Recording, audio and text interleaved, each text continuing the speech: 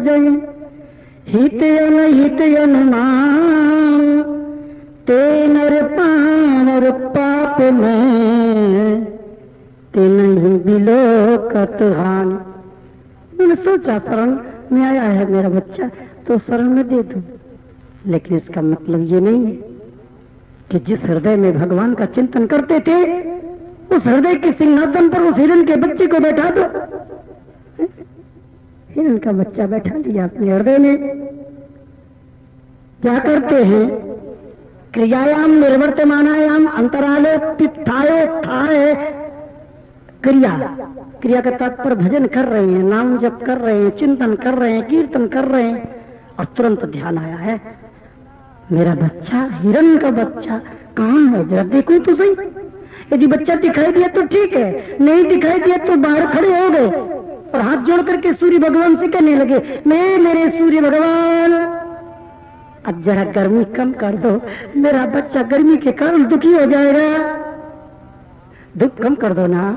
हे पृथ्वी माता जी, तुम अपने गर्मी को शांत कर दो, मेरा बच्चा दुखी हो जाएगा। रात्रि के समय यदि कहीं हिरण का बच्चा चला जाता तो चंद्रमा से प्रार्थना करते, तारों से प्रार्थना करते, प्रकृति से प्रार्थना करते, यही स्थिति हो गई। क्यों हो गई जी? अब इस समय यदि कोई गुरुदेव होते एक डांट लगा देते, क्यों रे तू भजन करने आया कि हिरण का चिंतन करने आया, बात बन जाती। ये है सत्संग। श्री सूरदास जी ने जब ही तो कहा है अपने सूरवाणी में, सूर सागर में, ज्ञानी संगत उपजे ज्ञान, अज्ञानी संग बढ़े अज्ञान, ताते संत संग नित करना, संत संग सेवा हरि चरना। अज्ञानी का संग करने से अज्ञान पैदा होता है, ज्ञानी का संग करने से ज्ञान मिलता है। इसलिए सत्संग करना चाहिए। भजन तो बहुत किया लेकिन सत्संग नहीं मिला, ज्ञान अधूरा रह गया, कच्चा रहेगा। हमारे ब्रजमंडल की एक बड़ी सुंदर बात है, मैं बताऊं। एक रनवारी ग्राम पड़ता है। क्या हुआ वहां? एक छोटी अवस्था के संत रहते थे, गौड़िया संप्रदाय के। जवानी में संत बन गए और डट करके हरे कृष्णा हरे रामा का जप किया। जप करने से प्रिया जी की कृपा हो गई, राधा रानी के दर्शन होने लगे। जब राधा रानी के दर्शन होने लगे तो दिव्य आनंद की अनुभूति होने लगी, लेकिन सत्संग नहीं किया। एक बार एक घूमते घामते मन चले साधु उस नए साधु के पास में आ गए और कहने लगे, अरे तुम्हारी जिंदगी बेकार है, तुमने द्वारिका के दर्शन किए नहीं, तुमने अयोध्या के दर्शन किए नहीं, जगन्नाथपुरी के दर्शन नहीं किए, शंख चक्र की छाप नहीं लगवाई, तुम्हारा शरीर पवित्र नहीं हुआ है, बिना शंख चक्र की छाप के पवित्र नहीं होता। और नई अवस्था के साधु सत्संग नहीं किया था, बेचारे चले गए द्वारिका। द्वारिका जाकर के वहां शंख चक्र की छाप लगवा ली।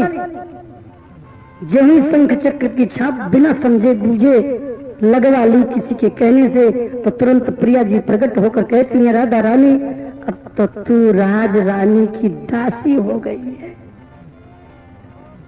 अब तो तुम राज रानी की दासी हो गई, रुक्मिणी की, अब मेरे से तेरा क्या लेना देना। और ऐसे कह करके अंतर ध्यान हो गई। उस दिन से राधा रानी के दर्शन बंद हो गए। बहुत घबरा गए, हाय ये क्या हुआ।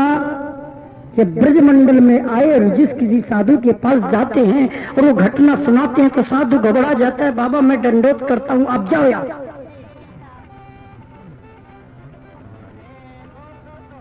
किसी ने कोई उपाय नहीं बताया तो प्रिया जी की जो दर्शन होते थे दर्शन बंद हो गए। उनके हृदय में विरहाग्नि प्रज्वलित हुई और ऐसी ही विरहाग्नि प्रज्वलित नहीं हुई, उनके अंगूठा के भाग से अग्नि लग गई अपने आप।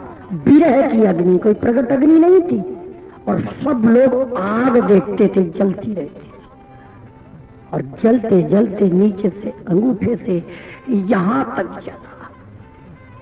जब गर्दन तक उनका शरीर जल गया, तब एक बहुत बड़े अच्छे संत थे, उन्होंने प्रिया जी ने उनसे आज्ञा दी, जाओ उनके सिर पर हाथ रखो। सिर नहीं जल रहा था।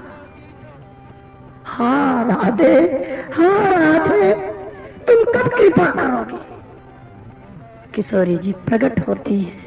महात्मा ने जो मेरा हाथ का स्पर्श किया, उनका विराग्नि के द्वारा शरीर जल गया। किशोरी जी ने कृपा करके दर्शन दिए और निकुंज में उनको स्थान दिया। मेरा कहने का तात्पर्य कुसंग, ये मेरा कहने का तात्पर्य नहीं है कि शंख चक्र की छाप नहीं लगवानी चाहिए। बात समझो, उपासना है। किसी की उपासना ब्रज की किशोरी राधा रानी की है, तो जिसकी किशोरी राधा रानी की उपासना है उसको शंख चक्र की छाप नहीं लगवाना चाहिए। और जिसकी ऐश्वर्य की उपासना, जो द्वारिकाधीश और रुक्मिणी को इष्ट मानता है, उसको जरूर लगवाना चाहिए। राम कृष्ण विष्णु ऐश्वर्य को जो मानता है उसको शंख चक्र से कोई व्यवधान नहीं होता। लेकिन जो ब्रजमंडल का रसिक है, उनकी रसिक छाप हरिदास की, उनकी तो रसिकता ही छाप है। बोलो वृंदावन में। तो ये कुसंग मिला भरत जी महाराज को बच्ची का। उस बच्चे के कुसंग के कारण उनकी अधोगति हो गई, जबकि भगवान के दर्शन होते थे। अब प्रश्न खड़ा होता है कि इतना भजन करने पर भी ये दुर्दशा, तो भजन का क्या मूल्य रहा? चिंतन ने अपना काम किया, नाम जप ने अपना काम किया। चिंतन हिरण का किया, मरते समय तो हिरण बन गए, लेकिन जीवन भर नाम जप किया था, तो नाम जप के प्रताप से पूर्व जन्म की स्मृति बनी रही, और हिरण बन करके भी अपने परिवार को छोड़कर गंग की नदी की धारा में खड़े होकर कहते, हे गोविंद, हे गोपाल, तुम कृपा करो। तिनकों को चबा चबा कर खाते हैं, सूखे तिनकों को, अपने परिवार वालों के पास नहीं जाते। ऊपर को दोनों पैर उठा करके कहते हैं, हे भगवान, हे अखिल ब्रह्मांड नायक परात्पर परब्रह्म परमेश्वर, मैं तुम्हारी शरण में हूं। ऐसा कह करके वो हिरण का बच्चा प्राण छोड़ देता है। 2 जन्म हुए, तीसरा जन्म अब की बार ब्राह्मण को में मिला। और भी भाई थे, लेकिन अब की बार सोचे अब बोलूंगा नहीं, अब किसी के सामने बुद्धिमानी नहीं दिखाऊंगा, अब तो मूर्ख बन के रहूंगा, जड़ बन के रहूंगा। जड़ शब्द का अर्थ होता मूर्ख। पिताजी ने 6 महीना गायत्री मंत्र रटवाया, लेकिन नहीं रट पाए, तो उन्होंने कहा, अरे तू तो जड़ है रे भरत, तू तो जड़ है। इस जन्म में भी उनका नाम भरत पड़ा, तो जड़ कहा, तो सब लोग उनको कहने लगे जड़ भरत। अब गांव का व्यक्ति कोई कहता है, भैया जरा मेरे दरवाजे के सहारे पर ऊंचा है, जरा इस मिट्टी को बराबर कर दो। फावड़ा दे दिया, हट्टा कट्टा शरीर था, खोदते खोदते वहां गड्ढा कर दिया। किसी ने कहा, भैया थोड़ा यहाँ मेरे दरवाजे पर गड्ढा है, थोड़ा मिट्टी डाल दो। मिट्टी ऐसी डाली कि उसके दरवाजे के आगे टीला बना दिया। अरे भाई जड़ व्रत तो ठहरे ना, किसी से नहीं करते। पिताजी का शरीर छूट गया, भाई लोग रह गए। भाइयों ने कहा, भाई भौजाई ने कहा, भाई ये कुछ काम नहीं करता है, इसको चलो खेत पर रख दो। खेत पर मचान में बैठ गए पक्षियों की रक्षा के लिए। पक्षी पशु जो कोई भी उनको भगाना है ताकि खेत की सुरक्षा हो। अब वहां बैठ गए, जब बड़ी बड़ी मोटी मोटी बालें हो गई तो क्या कहते हैं, राम जी की चिड़िया, राम जी का खेत, खाओ चिड़ैया भरी भरी पेट। अजगर करे न चाकरी,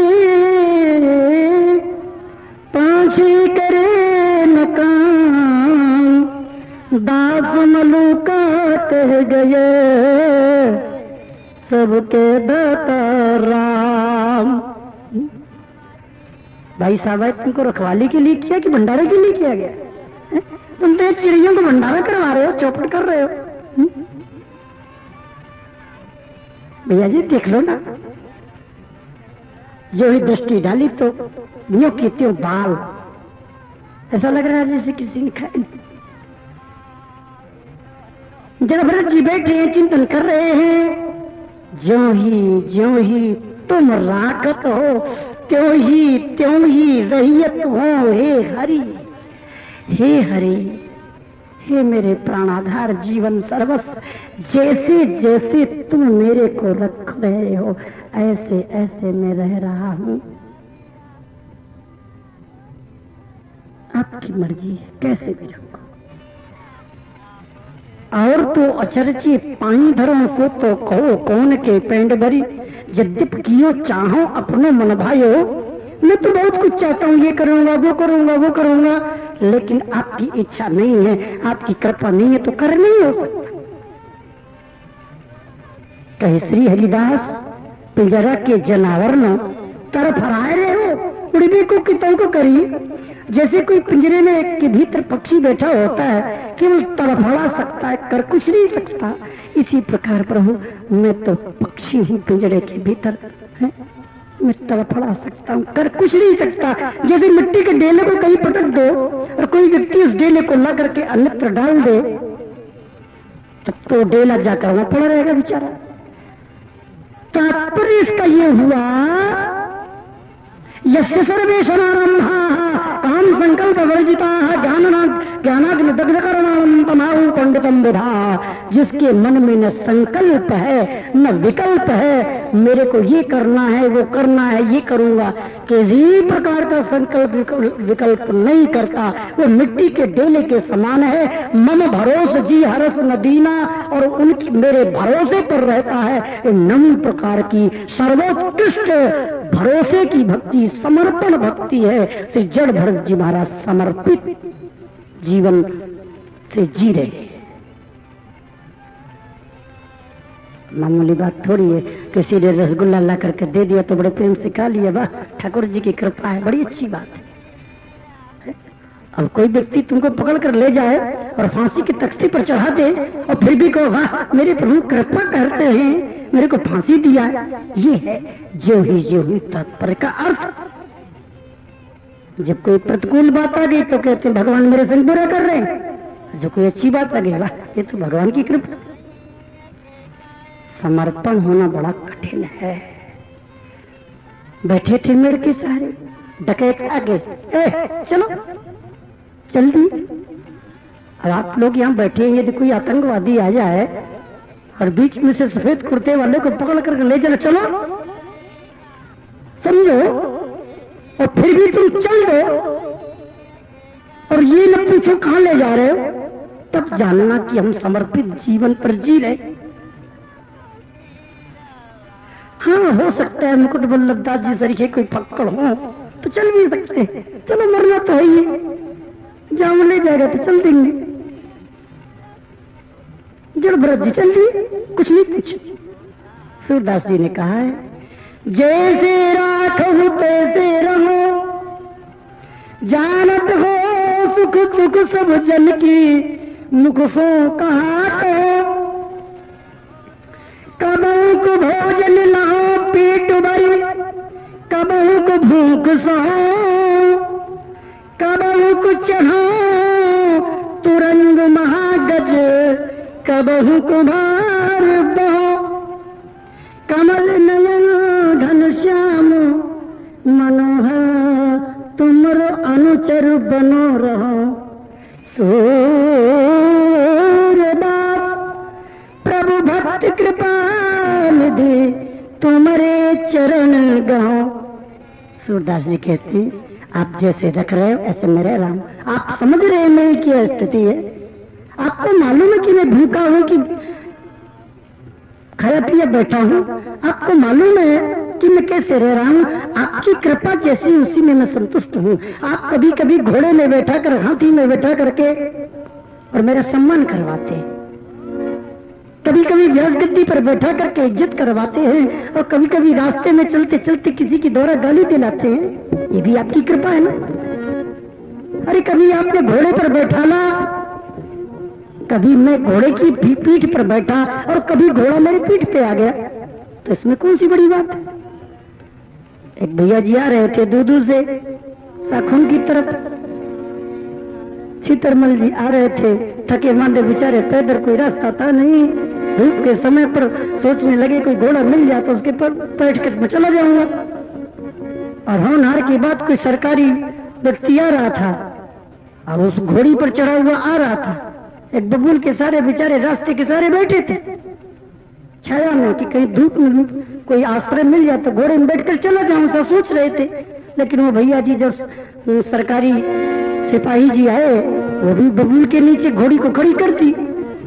अचानक घोड़ी के घोड़ा छोटा सा बच्चा पैदा हो गया। तुमको कहाँ जाना है जी? मेरे को साखुन जाना है। रखो इस घोड़े को। अब बोल गए, इस घोड़े को पीठ पर बच्चे को रखो।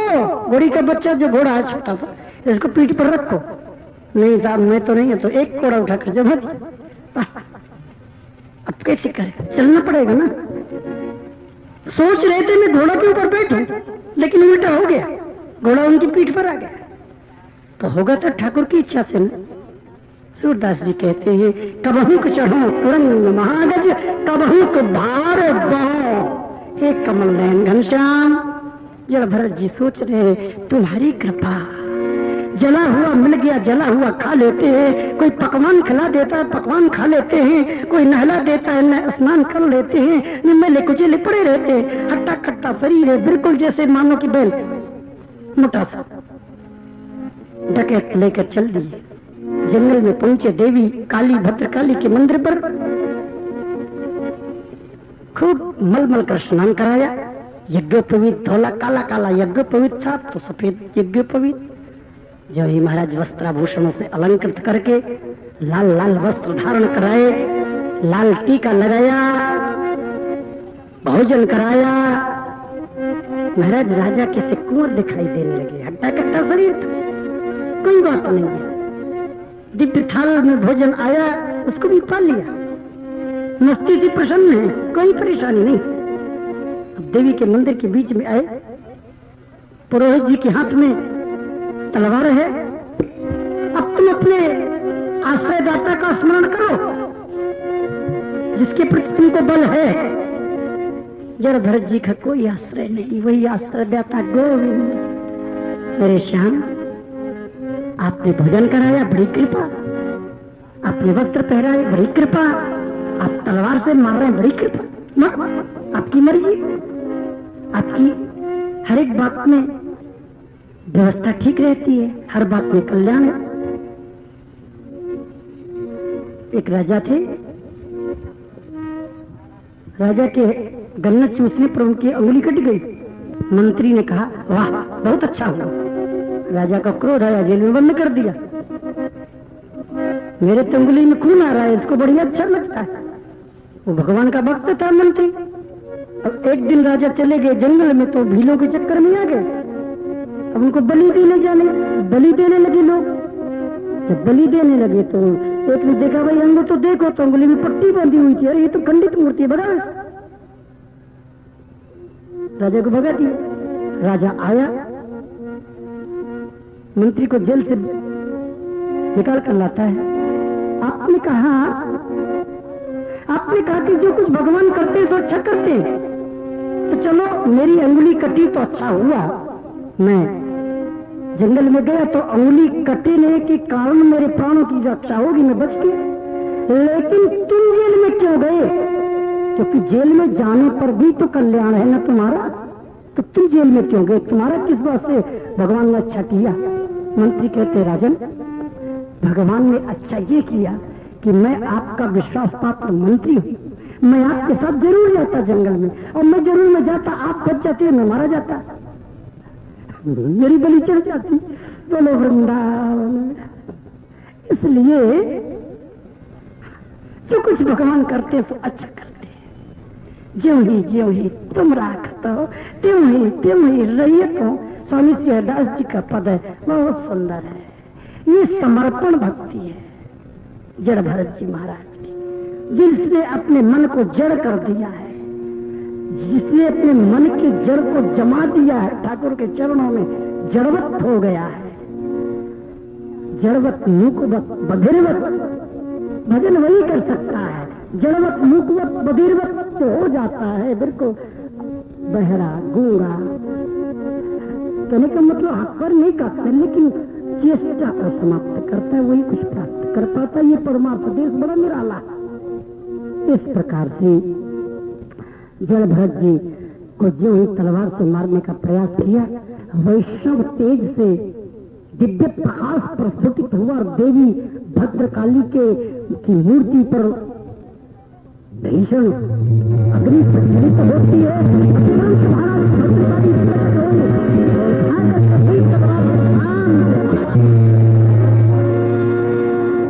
पहले प्रेत को मारा, जो अपने थे अपनों को मार दिया।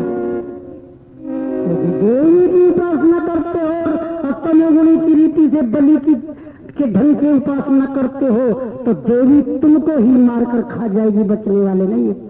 यदि देवी से श्री कृष्ण की भक्ति मांगते हो तो कहीं तक ठीक है, वैसे ठीक तो नहीं है, लेकिन कहीं तक थोड़ा बहुत तो ठीक है ही है कि चलो श्री कृष्ण की भीख मांग रहे, श्री कृष्ण की भक्ति दे तो ठीक, और कोई फायदा नहीं।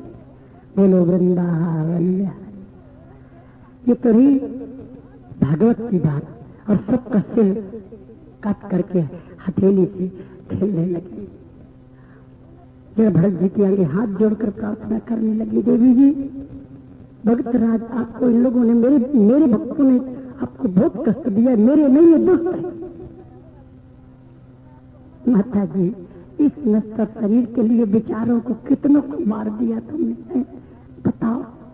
अरे गरीबों को क्यों मारा? मैं मर जाता, मर जाने देता, मर जाने देती ना मेरे को, पर इनको क्यों मारा? हाय हाय, देखो तो सही, कितने अच्छे बेचारे सबके सब।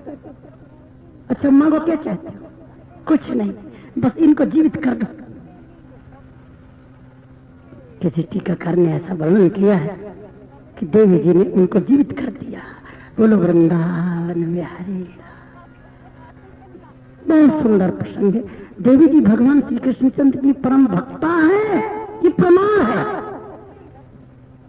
हमारे निम्बार्क संप्रदाय में श्री हरिव्यास देवाचार्य जी महाराज हुए, श्री भट्ट देवाचार्य जी महाराज, जो आप सभी के दर्शन कर रहे हैं, इन्हीं के परम कृपा पात्र श्रेष्ठ श्री भट्ट देवाचार्य जी थे।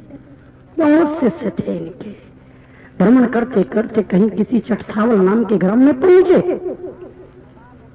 वहां बहुत सुंदर बगीचा था, उस बगीचे में रुक गए। और बगीचे में महाराज किसी व्यक्ति ने, गांव के व्यक्ति ने आकर के और देवी की मूर्ति के पास में बकरे की बलि चढ़ा दी। बकरे की आवाज आते ही और हरिव्यास देवाचार्य जी ने कहा, भाई यहाँ तो हिंसा हो गई, अपवित्र हो गया, अब यहाँ हम लोग नहीं ठहरेंगे। देखो ठाकुर का भोग नहीं लगाना है, बस केवल कीर्तन करो, नाम जप करो। और रात्रि है, कहां जाएंगे इस समय? भूखे भजन न होए गोपाला, ले धरो अपनी कंठी माला है। और भूखे भूखे राधे राधे भी नहीं रटा जा रहा है। संतों ने कहा, हे भगवान, ऐसी देवी कहां से आ गई जो हम लोगों को रात भर भूखा किया? ये देवी किस काम की है? बहुत दुख हुआ, ठाकुर को भी कष्ट मिला। देवी जी बालिका के रूप में आती हैं और महाराज से प्रार्थना करती हैं, जय जय आप भोजन करो ना। नहीं नहीं लाली, मैं भोजन नहीं करूंगा। क्यों? यहाँ हत्यारिन रहती है, उसके क्षेत्र में मैं आकर रहता हूँ, अपवित्र हो गया। देखो तुझे किसी बेचारे बकरी का बलि चढ़ा दी गई है, यहाँ मैं नहीं भोजन करूंगा। महाराज, मैं वही हूँ, तुम वही हो, तो ऐसा काम क्यों करती हो? मैं वैष्णव के हाथ से भोजन करता हूँ, हर एक के हाथ से भोजन नहीं करता। तो महाराज, फिर मेरे को वैष्णव बना लो ना। प्रार्थना की, ठीक है, तो मेरी बात मान सकती हो? हाँ मानूंगी, आज्ञा मानूंगी, आप आज्ञा करो।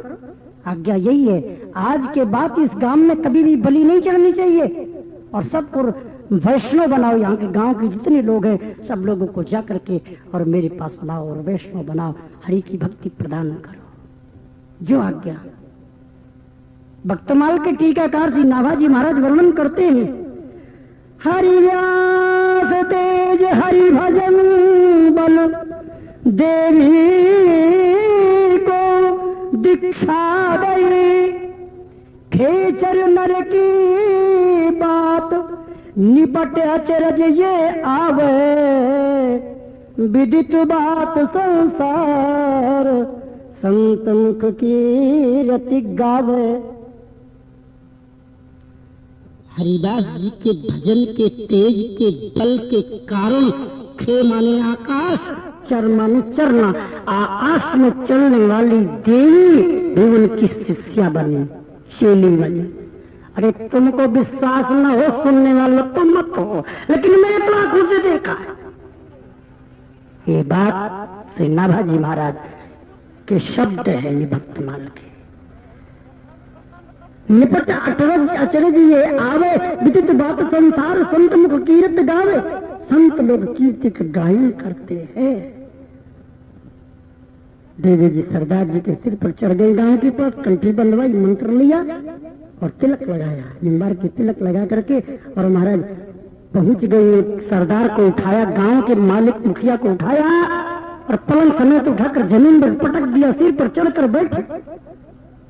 भीषण गर्जना के साथ कहा है, सारे गांव के लोग श्री गुरु जी के शिष्य बन जाओ, नहीं तो सबको जान से मार डालूंगी, जीवित नहीं रख सकती। डर के मारे सब शिष्य बन गए।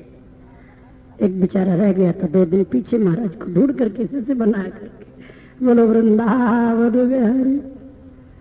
देखो भैया, तुलसीदास जी का नाम सुना होगा आप लोगों ने, बहुत रामायण पढ़ते हैं, पाठ करते हैं। उनके गुरु जी का नाम शायद मालूम हो किसी को न हो। उनके गुरु जी का नाम था नरहरियानंद। नरहरिदास जी भी कहते, नरहरियानंद जी कहते। नरहरिदास जी को आज्ञा दी शंकर भगवान ने, चित्रकूट में जाओ, यहाँ राजापुर नाम के ग्राम में मेरा एक बेटा रहता है, उसका नाम राम बोला है, उसको ले जाओ, पढ़ाओ लिखाओ। शुक्र क्षेत्र में लाई, फिर वहां पढ़ाया लिखाया। नरहरियानंद जी महाराज ने श्री तुलसीदास जी को पढ़ा। ऐसे श्री तुलसीदास जी के गुरु नरहरियानंद जी थे। निपट नरहरियानंद को करदाता दुर्गा भई, घर घर लकड़ी नाई, शक्ति को सदन उदारे, शक्ति भक्त पावो, दिन ही प्रति बरही डारे। लगी परोसी होत भवानी भैसो मारे, बदले की बेगार मुड़वा के सिर डारे। भरत प्रसंग ज्यों कालिका, लड्डू देख तन में तये। निपट नरहरियानंद को करदाता दुर्गा बई। श्री नरहरियानंद जी महाराज संतों की सेवा करते थे। एक समय झर लग गया, घर झर लकड़ी नहीं। 3-4 दिन तक ऐसा पानी बरसा कि कंडे भी गीले हो गए, लकड़ी भी गीली हो गई। अब ठाकुर को रसोई तैयार कैसे कराऊं? जब ठाकुर जी को भोग नहीं लगेगा, संत लोग कैसे पाएंगे? और संतों के लिए तो बहुत सारा सामान था। बात नहीं बन रही थी। विचार करने लगे, हे भगवान अब क्या करूं? संत मेरे दरवाजे पर 150 संत बैठे हुए, इनके लिए व्यवस्था कहां से बनाऊं? तो नरहरियानंद जी ने कुल्हाड़ी उठाई स्वयं और जाकर देवी जी के पास, चलो देवी जी से ले आऊं, बन जाएगा। जब किवाड़ बना देंगे, क्या परेशानी? मांगा लकड़ी, कोई ईर्ष्या देश नहीं, भाव सद्भाव। संत की सब पर सद्भाव होते, किसी पर ईर्ष्या दोष नहीं होते। गए और देवी जी से कहा, गई मैं लकड़ी लेना चाहता हूँ। ऐसे कुल्हाड़ा उठाकर जो एक कुल्हाड़ा मारा दरवाजे पर, तो देवी जी प्रकट हो गई। बाबा आप परेशान न हो, आप जाओ, मैं लकड़ी लेकर आती हूँ। अपने सिर पर लकड़ी लेकर के और नरहैया नंद जी के आश्रम में डाल गए। 1 दिन हुआ, 2 दिन हुआ, 4 दिन हुआ, घर बंद नहीं हो रहे। बगल में पड़ोसी रहती थी, पड़ोसी जाटिनी। तो जाटिनी ने कहा अपने पति से, ब्रजभाषा में कह दो, यूं कहें, निकलते तो शर्म ना लगे, 8 दिन है गए, सूरज नाय नहीं कर रहा, कंडा गीले है गे, लकड़िया गीले है गे, सबरे लत्ता गीले पड़े भये, छोरा 2 दिन ते भूखे है, लपसी बना के दिनन में काट रही है। ये बाबाजी मोहन के हैं, रसगुल्ला रबड़ी हलवा चकाचक घोटा छानी है रही। अरे चुल्लू भर पानी में डूब के मर जा नीतू, तो शर्म ना लगे। ये भूखी बच्चा बैठे वह बाबाजी को देवी लकड़ियां दे भेजा, तू चलो जा मारवा की कुमारन पे कुल्हाड़ी और तो ये लकड़ियां मिली। भगवान साधु की होड़ ना करे, साधु भगवान के भक्त हुए, साधु रह जा बात बनावे, साधु साधु बड़ो साधु बड़ो बन गो है कि जा रहे हो कि ना जा रहे हो, मैं दई तुम्हें बाल छोटा जमा। बोलो वृंदावन। अब क्या करें बेचारे, इतने कुआं तो इतने खाई और बीच में मेरी आफत आई। इतने कुआं इतने खाई, बीच में हमें तो सबको संभाल के चलना पड़ेगा। बोलो वृंदावन बिहारी। हाँ साहब, क्या करें, ले कुल्हाड़ी चले और जाए कि जब देवी जी की दरवाजे पर कुल्हाड़ी मारी तो देवी जी प्रकट हो गई, एक तुम्हारा धड़ा बेहोश है गए, मुख से रक्त बमन है गए। 10 बजे, 11 बजे, 12 बजे, 1 बज गए, 2 बज गए, 3 बज गए, 4 बजे मेरे समय आया। और जाटिनी ने विचार करो कि मैं ऐसा तो ना मेरी देवी जी नाराज है गई होंगी, देखूं तो सही कहा बात है। हाँ तो बड़ी ठंड बन ठन के चली, खूब चिलके नहीं मिलकी नहीं बन के लोग सबने दर्शन करने जा रहे हैं। जहां पहुंचे तो वहां तुम्हारा पड़े बेहोश। अब पछाड़ खा के गई, है देवी जी मेरे पति देव की प्राण की भीख मुझको दे दो ना। देवी जी को रिस आई, यही है सबरी बीज, या को अभाल लगाऊं ठिकाने। देवी जी ने एक तमाचा मारे, बेहोश है गए। जब होश आयो तब आकाशवाणी भी, लकड़िया सिर पर धर के महाराज जी के दरवाजे पर डालना है। आ गई हो? अच्छा तो मैं बन जाऊंगी। हाँ तू साधना करेगी, तू बन जाएगी, हम का बात है। पानी पिलायो। अब ने आके संजय को पति देवता से कही 12 घंटे में पति भरता बन रही है। शाम को बोली देखो जी आपको सवेरे सवेरे खाद पे लोटे रहना है, अपने आप नहीं उठना, मैं उठाऊंगी, मैं पटगाऊंगी, मैं स्नान कराऊंगी और मैं आपके कपड़े धोऊंगी, मैं आपको श्रृंगार करूंगी, भोजन कराऊंगी, आरती करूंगी। ये सब काम मेरा है, आप मेरे भगवान हो। पति देव सोचे हे भगवान, बिना भगवान बने मेरी रोज पूजा हो और भगवान बनने में कैसी पूजा होगी यार। में बैठा के बच्चन को तो रसगुल्ला मिले, हमारे में ठाकुर जी को 1-2 अगरबत्ती दिखाई बाबा ने, बस अपना भंडारा चकाचक पाया है। ठाकुर जी को चाय दिखा देनी वो पजरों पर। बोले वृंदावन बिहारी। चलो कोई बात ना, जैसे ठाकुर जी की इच्छा, मेरा अंतिम समय आएगा मुझे ऐसा लगे। सवेरे के समय अब वो पूजा पति भरता की सेवा होने लगी। 12 बजे अब इनने कही खाट पे लेट जाओ जी। अच्छा जी सुनियो, अब पानी मांगिए, मैं धान कूट रही हूँ। धान कूटने के बैठी था, पानी न मांगे तो नहीं चलती पिटाई हो, पानी मांगे तो नहीं चलती पिटाई होनी, कौन बचा रहे। अच्छा जब धान की आवाज आई, 2-4 मूसर लगे वाने तो आवाज लगी, अजी सुशीला पानी दे दो। हाँ अभी ला। और मूसल को लटका दिया, आकाश में डाला। पानी में मन थोड़ी था, मन तो मूसल में था। सो देख रही हैं ये मूसल, न पारमेष्ठम न नाक पृष्ठम न च पारमेष्ठम न सार्वभौमम। ये मेरा मूसल परमेष्ठी पद को गया, ब्रह्मलोक को गया, कि पाताल लोक को गया, कि भूतल में गया, कहाँ गया? और कहीं नहीं गया। वो तो ऊपर को गया और नाक लोक में आ गया। नाक जानते हो किसको कहते हैं? स्वर्ग लोक। न नाक पृष्ठम, और नाक कहते हैं नाक। तो मूसल वो नाक पर आ गया और वो लाल पीरी है गई था। अब उनने वही मूसल उठायो, निपूते जीवन बत्ते ने सुख न दियो, अब मेरी नाक और तेने कटवा दी ने, नाक मेरी और टूट गई।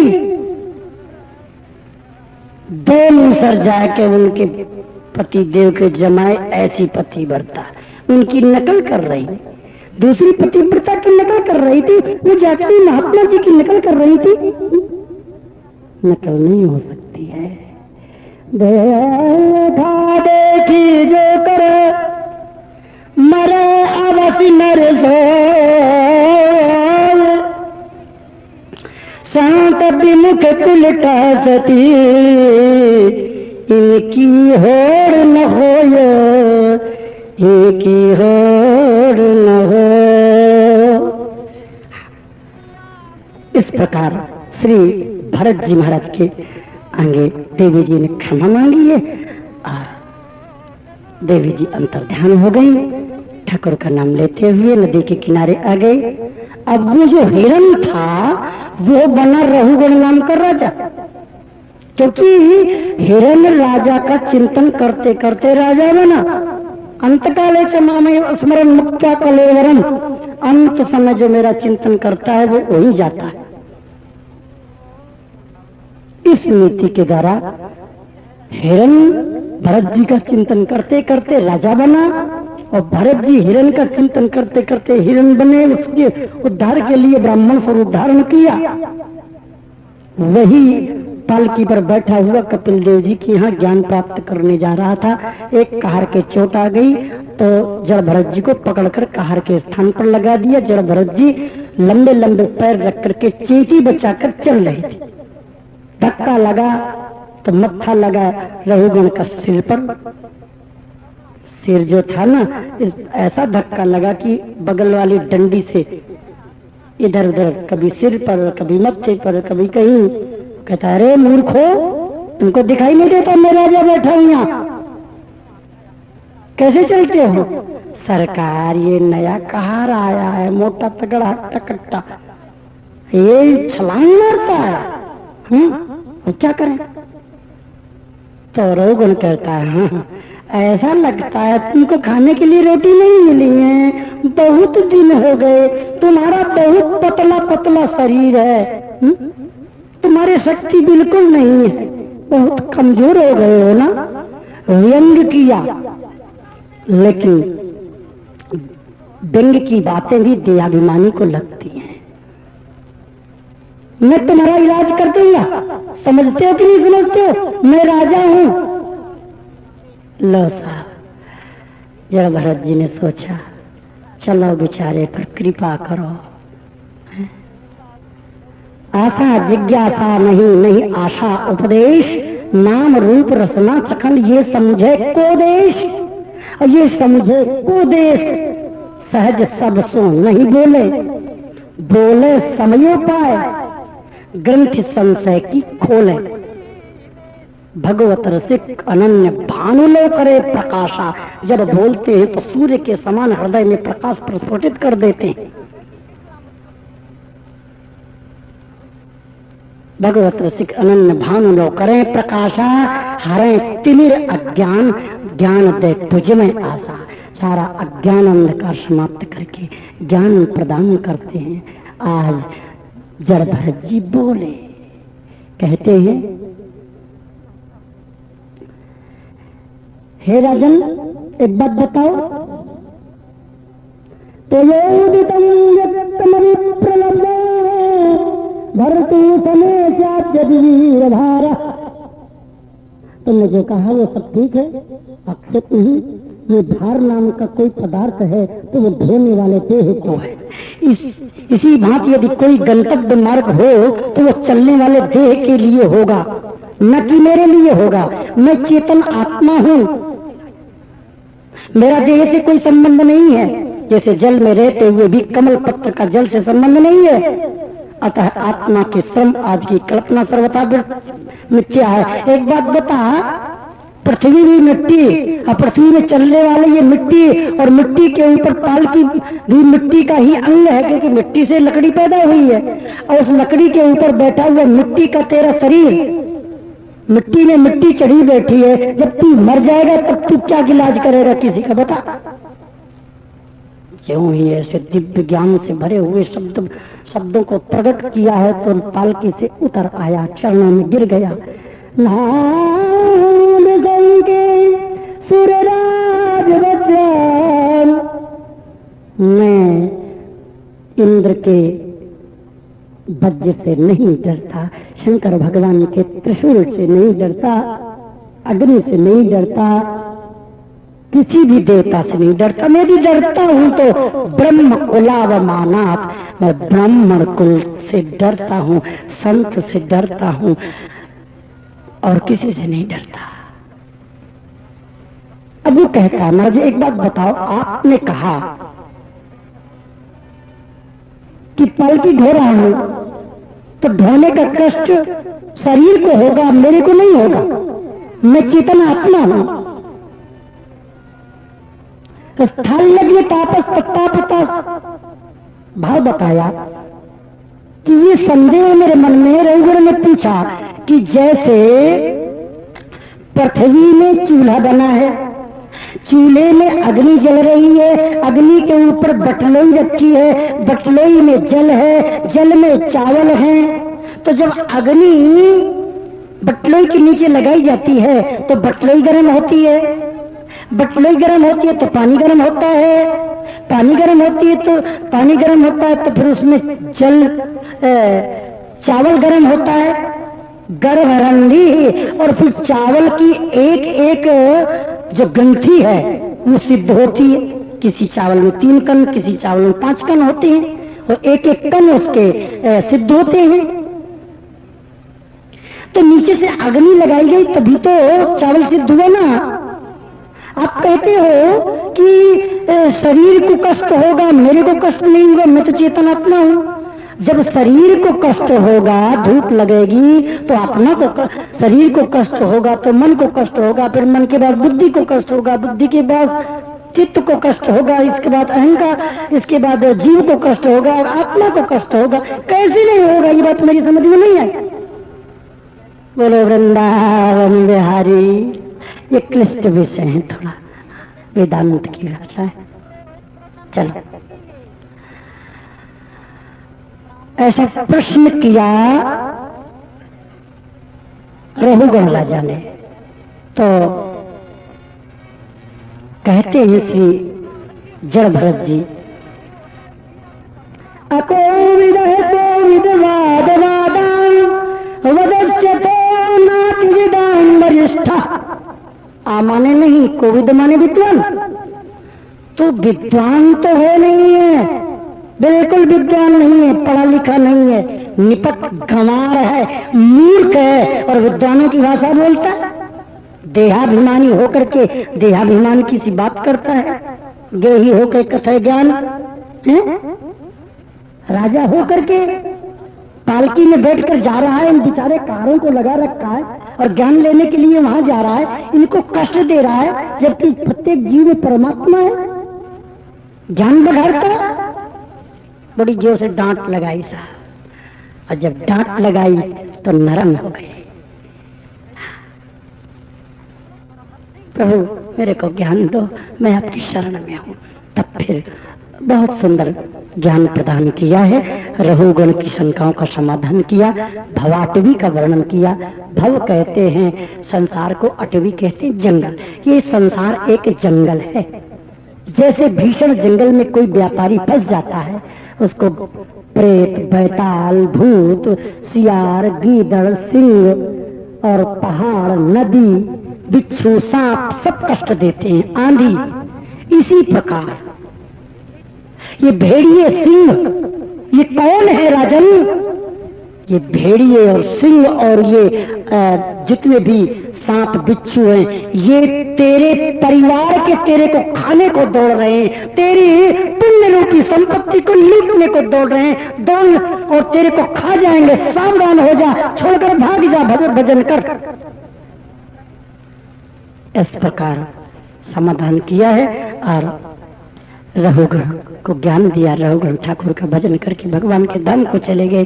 श्री जड़ भरत जी महाराज भी अपना मस्ती में भ्रमण करने लगे।